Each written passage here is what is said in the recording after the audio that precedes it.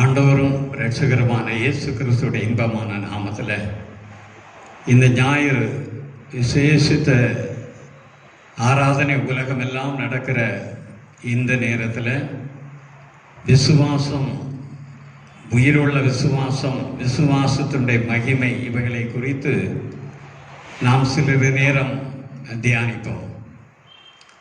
இதை கேட்டுக்கொண்டிருக்கிற, பார்த்து கொண்டிருக்கிற ஒவ்வொரு தேவனுடைய பிள்ளைகளையும் கர்த்தர் தாமே மெய்யாகவே ஆசீர்வதிப்பாராக. ஆமென். தேவனுடைய வார்த்தை எபிரேயர் 11ஆம் அதிகாரம் 1 சொல்லுகிற, இப்பொழுது விசுவாசமானது நம்பப்படுகிறவர்களின் உறுதியும் காணப்படாதவர்களின் நிச்சயமாயிருக்கிறது என்று சொல்லப்படுகிறது.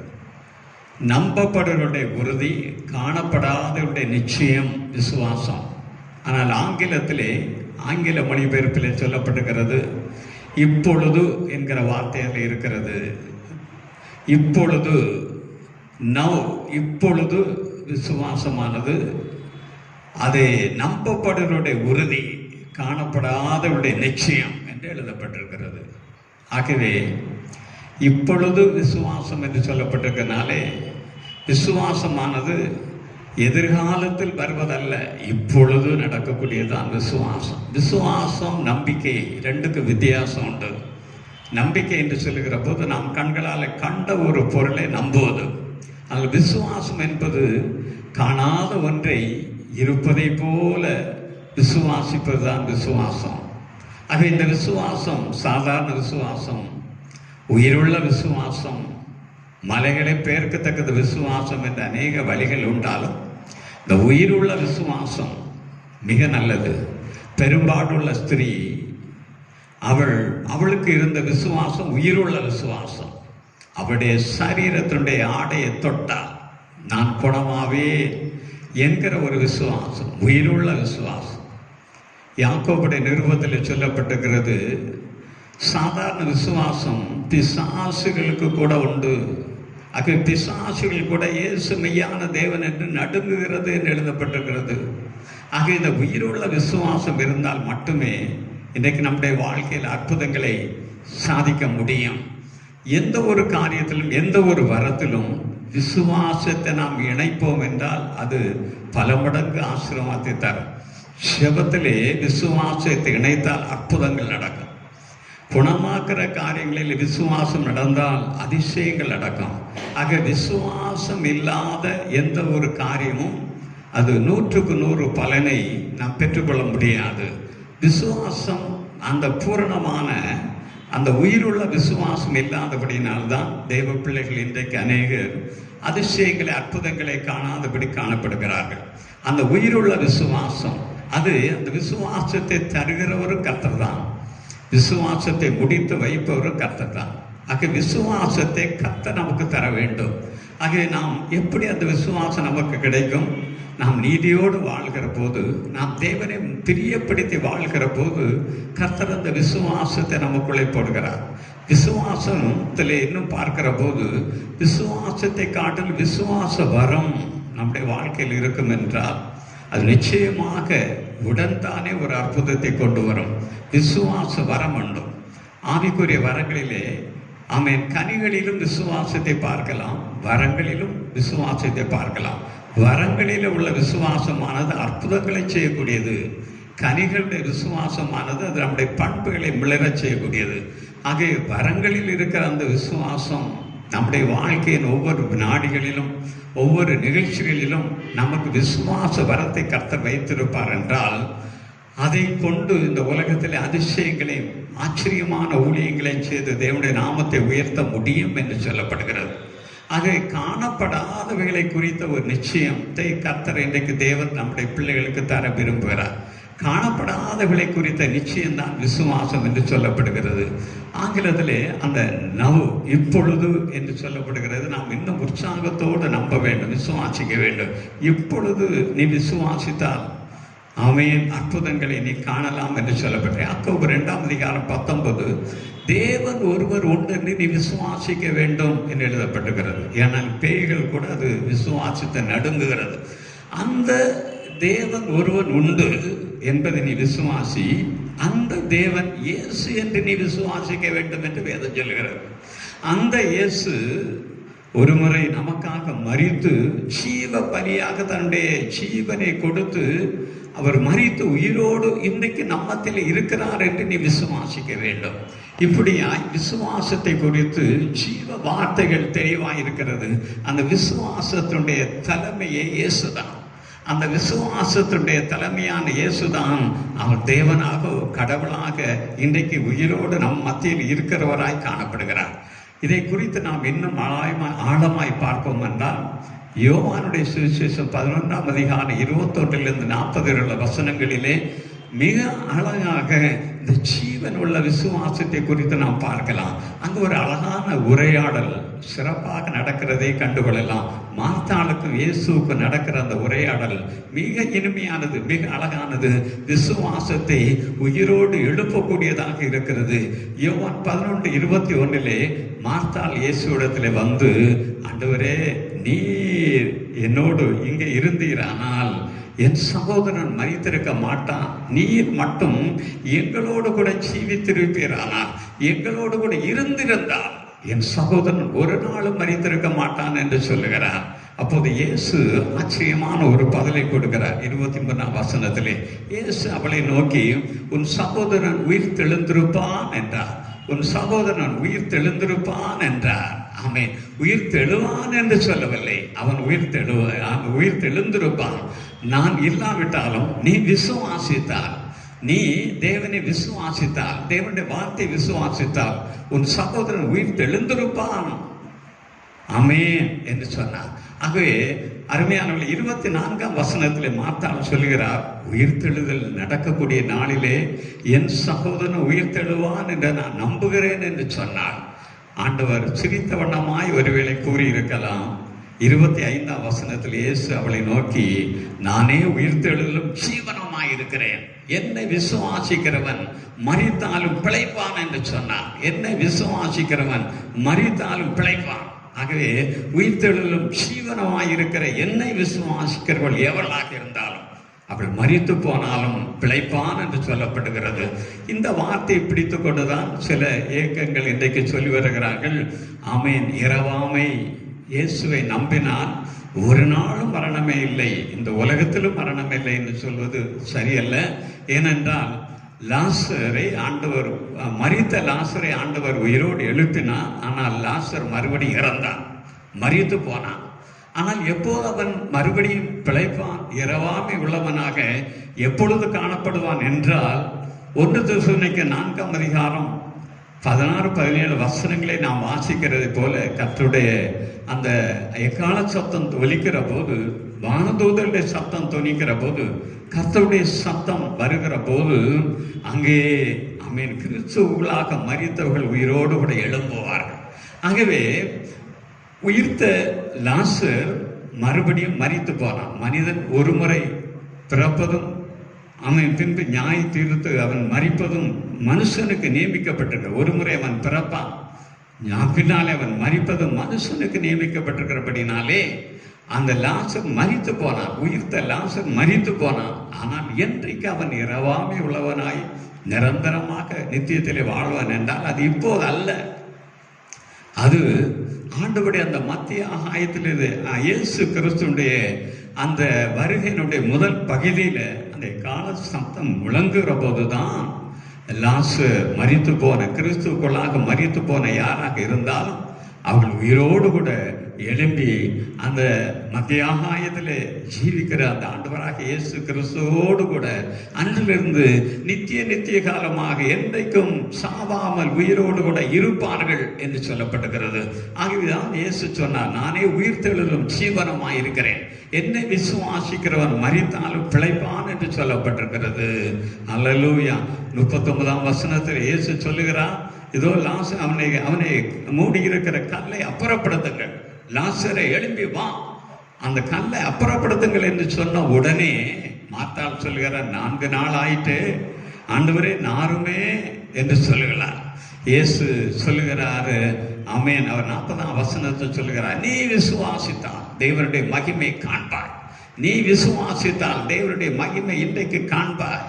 இப்பொழுது விசுவாசம், இப்பொழுது விசுவாசம் இருதயத்தில் இருக்குமானால், நீ விசுவாசிப்பாயானால், ஆமென், கர்த்தருடைய மகிமை நீ காண்பாய், இப்போது காண்பாய் என்று சொன்னவனமாய் லாசரே வெளியே வா என்று அழைத்த போது லாசரு அவருடைய கட்டுகள் தெரிக்கப்பட்டு வெளியே வந்தான். இதுதான் விசுவாசம்.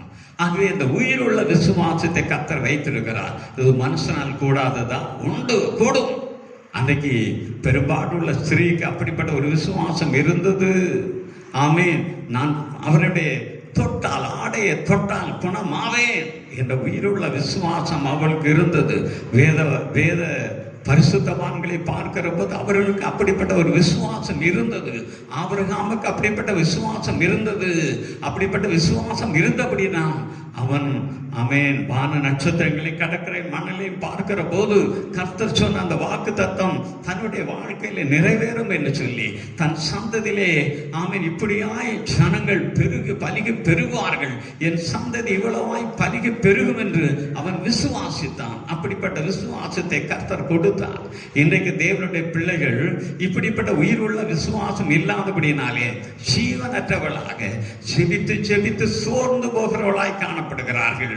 ஆக வேதத்தை வாசித்தும் அந்த உயிருள்ள விசுவாசம் இல்லாதபடினாலே அந்த வாக்கு தத்தங்கள் அவருடைய வாழ்க்கையில பிரயோஜனம் இல்லாதபடி அது விலகி போகிறதை காணலாம். இன்னைக்கு ஒரு செத்த கிறிஸ்தவர்களாய் காணப்படுகிற அந்த காரணம் என்ன? ஜனங்களுடைய வாழ்க்கையிலே அந்த ஜீவனுடைய விசுவாசம், தேவனை சந்திக்கக்கூடிய, நேருக்கு நேராய் பார்க்கக்கூடிய விசுவாசம் இல்லை. விசுவாசத்திலே ஜீவன் உண்டு. ஒரு கடுகுக்கு கூட எப்படி ஜீவன் இருக்கிறது என்பதை நாம் அறிந்திருக்கிறோமோ அதே போலதான் விசுவாசத்திலே ஜீவன் உண்டு. அது நாளுக்கு நாள் குறையாது, வளரும் தன்மை உண்டு. ஆமென். ஆக வளர்ந்து ஆலமரத்தை போல பலன் கொடுக்கக்கூடியதாக பெரிதாக காணப்படத்தக்கதாக அந்த விசுவாசம் இருக்கும். விசுவாசம் தேவனை பிரியப்படுத்தும். ஒரு மனுஷனுக்கு எவ்வளவு விசுவாசம் இருக்கிறதோ அவ்வளவு தூரம் தேவனை பிரியப்படுத்தும்படியாக அவன் வாழ்வான். அப்படி தேவனை பிரியப்படுத்துகிற போதுதான் தேவனும் நம்மை பிரியப்படுத்தும்படியாக அவர் நமக்குள்ள அந்த விசுவாசத்தை வர்த்திக்க பண்ணுவார். அந்த விசுவாசத்திலே நாம் கேட்ட எல்லாவற்றையும் கர்த்தர் நமக்கு தருவார். முற்புதாக்களை பார்ப்பவானால் அவன் ஏனோக்கு தேவனை பிரியப்படுத்தும்படியாய் வாழ்ந்தான், தேவனும் அவனை எடுத்துக்கொண்டார் என்பதை நாம் பார்க்கலாம். ஆகவே அப்படிப்பட்ட ஒரு விசுவாசத்தை இன்றைக்கு தேவனுடைய பிள்ளைகள் வைத்து தேவனை பிரியப்படுத்தி வாழ்கிற போது அவன் கர்த்தர் அந்த அதிசயங்களை நம்முடைய வாழ்க்கையில செய்வார். அல்லேலூயா. 1 பேதுரு 1:7 பார்க்கிற போது, அழிந்து போகிற பொன் அக்கினியினாலே சோதிக்கப்படும், அதை பார்க்கல் விலையேற பெற்றதாக இருக்கிற நம்முடைய விசுவாசம் என்று சொல்லப்படுகிறது. அழிந்து போகிற பொன், அழிந்து போகக்கூடிய அந்த பொண்ணு கூட அக்கினியினாலே பரிசோதிக்கப்படுகிறது. அக்கினி, ஆமென். அப்படி அக்கினியினால் பரிசோதிக்கப்படுகிற அந்த பொன் பரிசுத்தமாய் காணப்படும். அந்த பசும்பொன்னை காட்டில் விலையேற பெற்றதான் நம்முடைய விசுவாசம். நம்முடைய விசுவாசம், ஆமென், தங்கத்தை விட விலையேற பெற்றது. அது இந்த உலகத்தில் எத்தனை கோடி கொடுத்தாலும் கிடைக்காத விலையேற பெற்ற ஒரு பொக்கிஷம். அந்த பொக்கிஷம் இருக்கிறது. ஆக அந்த விசுவாசமான தேவனுக்கு நமக்கும் இருக்கிற ஒரு ஏணி, தொடர்பு பாலம், தொடர்பு ஸ்தானம். அது தேவனை நம்மை இணைக்கக்கூடியது, தேவனிடமிருந்து அற்புதங்களை பெற்று தரக்கூடியது அந்த விசுவாசம். ஆக விசுவாச வரம் உங்களுக்கு இருக்கிறதா? நீங்கள் பிறருக்காக செய்கிற ஊழியத்தில் அற்புதங்களை காண்பீர்கள். விசுவாச வரம் உங்களுக்கு இருந்தால் வியாதிகளை குணமாக்கலாம், பிசாசுகளை துரத்தலாம், அற்புத வரங்களை நீங்கள் செய்யலாம். இன்றைக்கு உலகம் எதிர்பார்க்கக்கூடிய அல்லது தேவன் தர விரும்பக்கூடிய அந்த எழுப்புதல் இன்றைக்கு தாமதிப்பதனுடைய காரணமே விசுவாசத்தினாலே அற்புதங்களை செய்து முடியாமலும், ஜீவனுள்ள தேவன் நமக்குள்ளே வாழ்கிறார் என்பதை எண்பிக்க முடியாத செத்த கிறிஸ்தவர்களாய் நாம் காணப்படுகிறோம். ஆகவே ஜீவனற்ற கிறிஸ்தவர்களாய் காணப்படுகிற இந்த காலத்திலே இந்த ஜீவன், இயேசு உயிரோடு இருக்கிறார், இயேசு ஜீவிக்கிறார், இயேசு இன்றைக்கு ஜீவிக்கிற தேவனாக எங்கும் உலாவுகிறார். அவரின் நிமித்திலே, அவரின் நாமத்திலே அற்புதங்கள் உண்டு என்று உலகம் நம்பும் வேண்டுமானால் நமக்குள்ள ஒரு உயிர் உள்ள விசுவாசம், அந்த விசுவாசத்தினால் நம்முடைய கிரியைகளிலே அற்புதங்களை நாம், ஆமென், தேவன் நடப்பிக்கிற போது உலகம் இயேசு கிறிஸ்துவை நம்பும், உலகம் இயேசு கிறிஸ்துவை நோக்கி ஓடி வரும் என்று சொல்லக்கூடியது. ஆமென். சாராளுடைய அவயத்திலே, சரீரத்திலே, ஆமென், அவருடைய கற்பம் செத்ததாக இருந்தது. அவருடைய சரீரம் உலர்ந்து போனதாய் காணப்பட்டது. ஜீவன் இல்லாத அவருடைய சரீரத்திலே, உலர்ந்து போன அவருடைய சரீரத்திலே தேவன் ஒரு புதிய சரீரத்தை, ஆமென், உயிர்ப்பிக்கப்பட்ட ஒரு சரீரத்தை கொடுத்தார். அவருடைய கற்பமானது பலப்பட்டது. ஆகவே குழந்தை பெறுவதற்கு பலன் இல்லாத அவருடைய சரீரத்திலே கர்த்தர் ஒரு புதிய ஜீவனை கொடுத்து, அந்த ஜீவனினாலே அந்த சரீரம் உயிர் பெற்று ஒரு குழந்தையை பெற்றெடுக்கக்கூடிய தெம்பை கொடுத்தது. இது எப்படி ஆனது?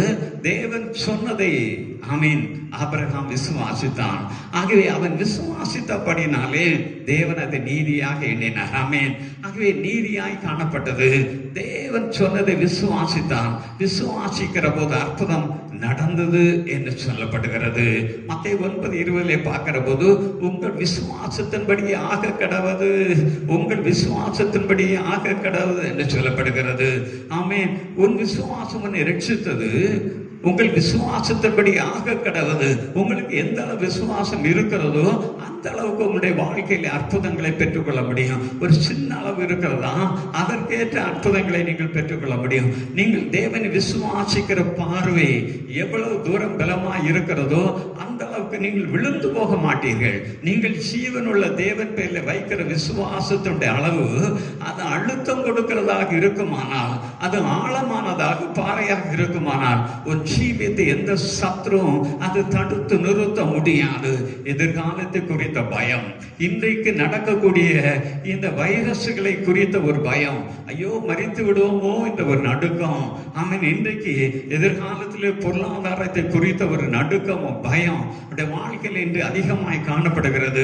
ஆனால் உன்னை உருவாக்கின தேவன் உன்னை குறித்து ஒரு திட்டத்தை வைத்திருக்கிறாரே, அந்த திட்டம் நிறைவேறும் வரை உன்னை அவர் எடுத்துக்கொள்ள மாட்டார் என்பதை நீ விசுவாசிக்கிறாயா?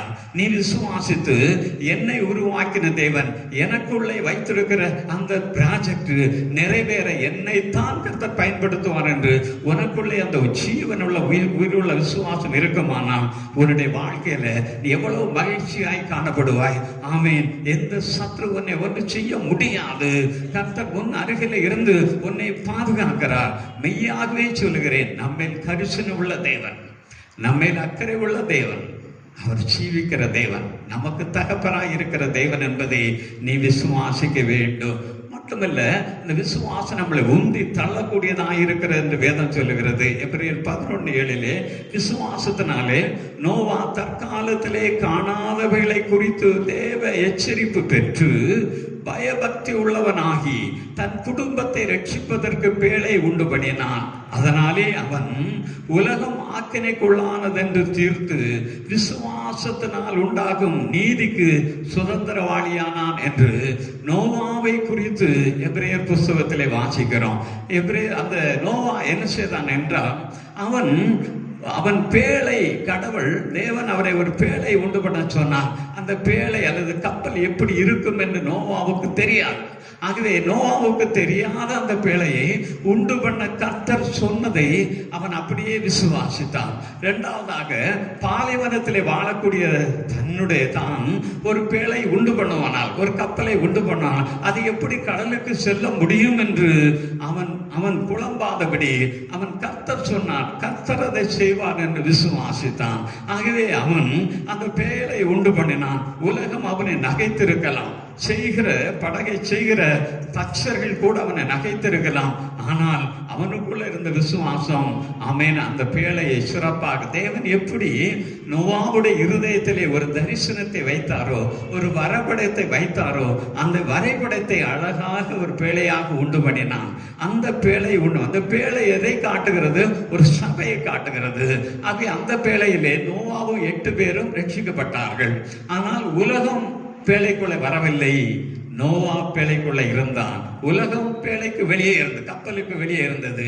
இன்றைக்கும் தேவனுடைய சபையிலே கர்த்தரை விசுவாசிக்கிற பிள்ளைகள், அந்த உயிரோடு விசுவாசிக்கிற பிள்ளை ஒரு சிலர் தான் அவர்கள் சபையாகி பேழைக்குள் எப்பொழுது இருக்க வாஞ்சிக்கிறார்கள். ஒருவேளை வீடுகளிலே இருந்தாலும் வெளியிலே இருந்தாலும் அவர்கள் சபை என்கிற அந்த பேழை நினைத்த வண்ணமாய் காணப்படுவார்கள்.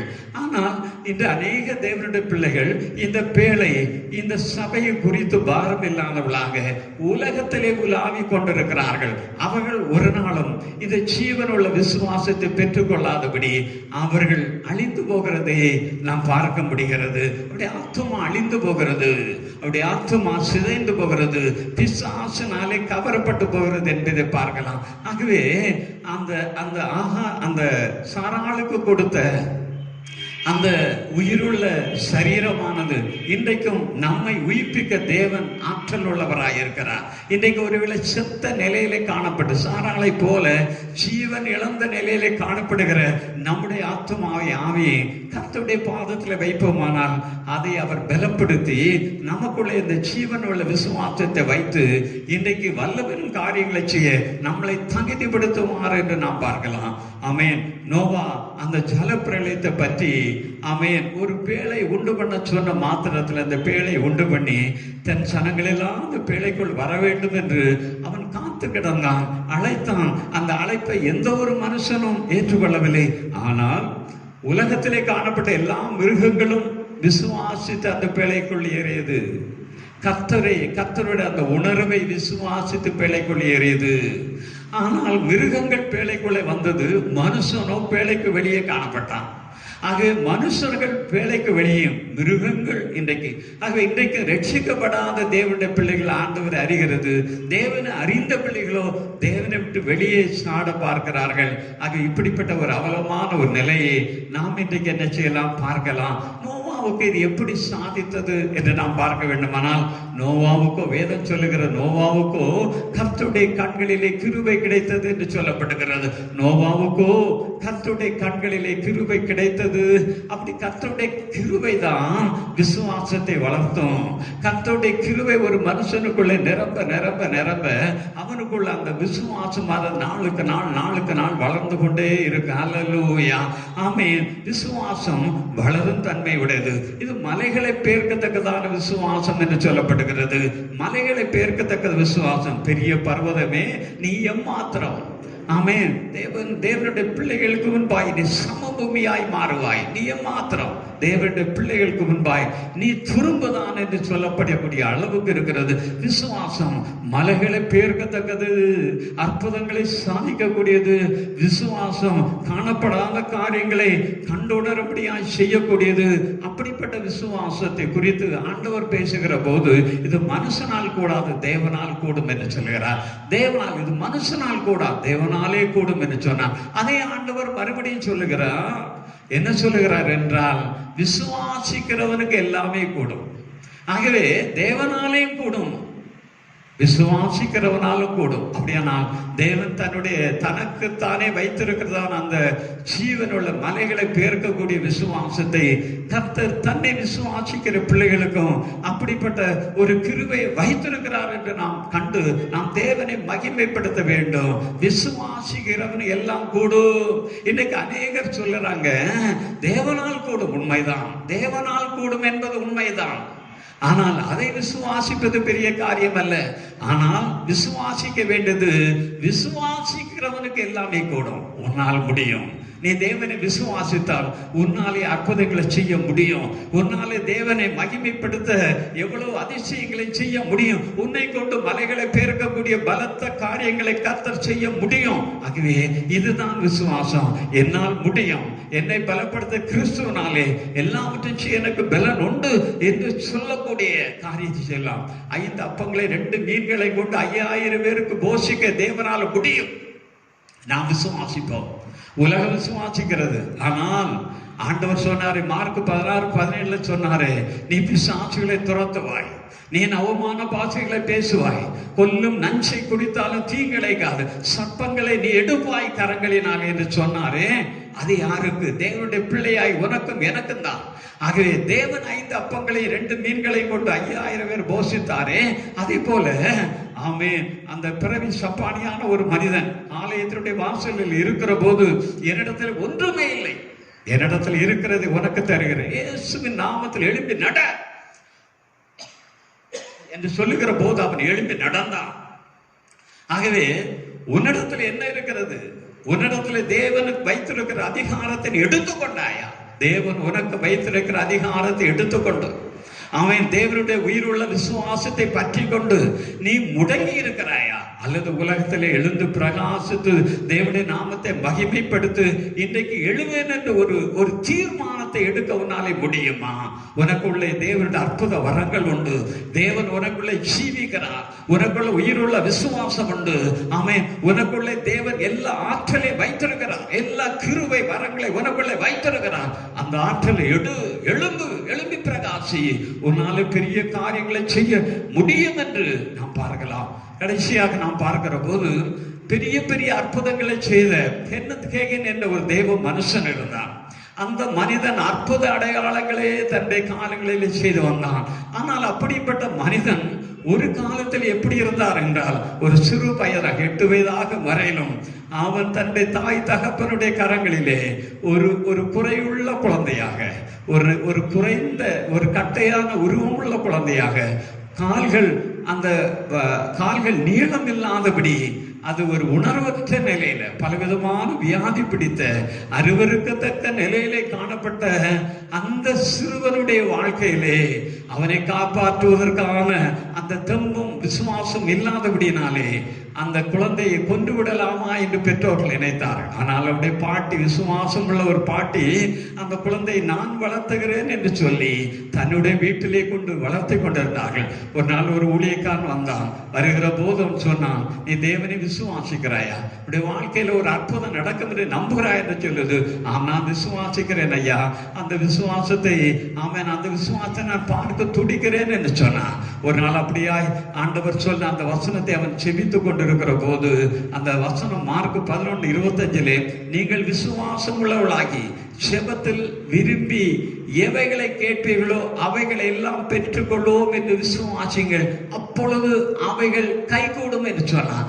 செபத்திலே நீ விசுவாசம் உள்ளவனாகி செபத்தில் எதை கேட்பாயோ அதை பெற்றுக்கொண்டேன் என்று விசுவாசி, அது உனக்கு கைகூடும். இந்த வசனத்தை அந்த ஊழியக்காரன் சொல்லி கொடுத்தான்.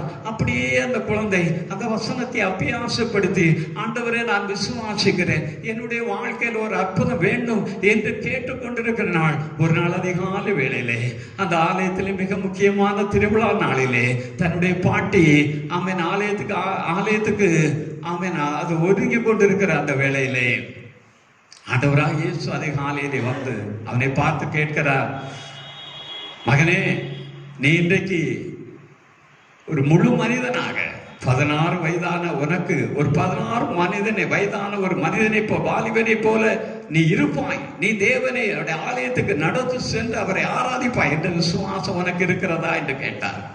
ஆண்டவரே, உம்முடைய துணை இருந்தால் நான் அதை கண்டு மகிழ்வேன்.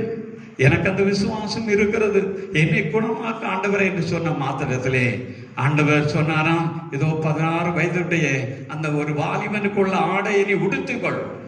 அந்த ஆடையை உடுத்திக்கொண்டு அதற்கான உன்னுடைய கால்களிலே போட்டுக்கொண்டு நீ இயேசு என்னுடைய நாமத்தினால் எழுப்பி நில் என்று சொன்னான். அப்படியாக அவன் அந்த ஆடைகளை போட்டுக்கொண்டு அந்த சூக்களை போட்டுக்கொண்டு எழும்பி இயேசு நாமத்தில் நிற்கிற போது அவருடைய கால்கள் பலம் பெற்றது. குறுகி போன அந்த சரீரம் முழுமையான ஒரு வாலிபனுக்குரிய அந்த வளர்ச்சியை கண்டு வளர்ந்தான். ஆகவே அவன் தன் பாட்டியை அழைத்தான். பாட்டியை, எனக்கு இயேசு வந்து என் கால்களை குணமாக்கினார், என்னுடைய குறைவை நிறைவாக்கினார், குள்ளமாயிருந்த என்னுடைய கால்களை சரியானபடி அவர் ஒரு அற்புதம் செய்தான், என்னுடைய வியாதிகள் என்னை விட்டு விலகி போயிட்டு நான் இப்போது உங்களோடு சேர்ந்து ஆலயத்துக்கு வருவேன் என்று சொல்லி அடம்பிடித்தான். தாய் மகிழ்ந்தாள், பாட்டி மகிழ்ந்தார்கள். அந்த மகனை பேரனை எடுத்துக்கொண்டு அழைத்து கொண்டு அந்த ஆலயத்துக்கு போய் நன்றியோடு தேவனை ஆராதித்தார்கள். அப்படிப்பட்ட மனிதன் தான் வருங்காலத்தில் கென்னத் ஹேகின் என்று சொல்லக்கூடிய உலக புகழ் பெற்ற ஊழியக்காரனாக மாறினான். அருமையான தேவ ஜனமே, அப்படிப்பட்ட ஒன்றுக்கு உதவாத ஒரு மனிதனை மாபெரும் ஊழியக்காரனாக மாற்றிய அந்த உயிருள்ள விசுவாசம் உங்களுடைய வாழ்க்கையில் இருக்குமானால் உங்களுடைய வாழ்க்கையில் அற்புதங்களை நீங்கள் சாதிக்க முடியும். ஆமென். கர்த்தர் தாமே இந்த வார்த்தையின்படியாக உங்களை ஆசீர்வதிப்பாராக. ஆமென். நல்ல தகப்பனே, நன்றியோடு துதிக்கிறப்பா. தகப்பனே, இந்த உயிருள்ள விசுவாசம் இதை கேட்டுக்கொண்டிருக்கிற ஒவ்வொருடைய வாழ்க்கையிலும் இன்றைக்கு கர்த்தர் நிறைவாக வர்ஷிக்க பண்ணும்படியாக நாங்கள் செபிக்கிறப்பா. இந்த உயிருள்ள விசுவாசத்தினாலே தேசத்தில் நடக்கக்கூடிய எழுப்புதலிலே நாங்களும் இயேசு கிறிஸ்துவின் நாமத்தை உயர்த்த குணமாக்கக்கூடிய வல்லமையிலே அநேக வியாதிகளை குணமாக்க, பிசாசின் பிடியில் இருக்கிற அநேக மக்களுக்கு விடுதலை கொடுப்பதற்கும், இயேசு கிறிஸ்துவின் நற்செய்தியை நாலா இடங்களில் சொல்வதற்கும், இயேசு உயிரோடு இருக்கிறார் என்பதை விசுவாசத்தோடு அறிக்கையிடும் கர்த்தர்களுக்கு இரக்கம் செய்வீராக. பார்த்து கொண்டிருக்கிற கேட்டுக்கொண்டிருக்கிற ஒவ்வொரு மனுஷனுடைய வாழ்க்கையிலும் கர்த்தர் தாமே 1000 மடங்குல கோடி மடங்கு ஆசீர்வதிப்பீராக. ஆமென், ஆமென்.